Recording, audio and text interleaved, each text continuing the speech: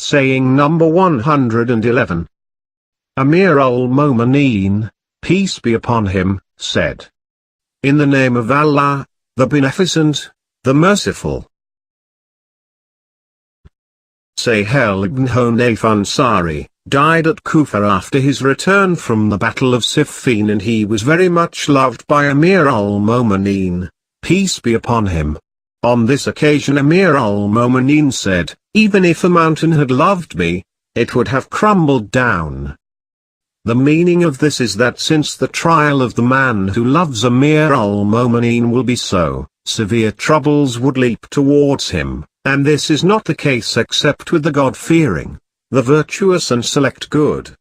There is another similar saying of Amir al-Momineen's individuals, namely,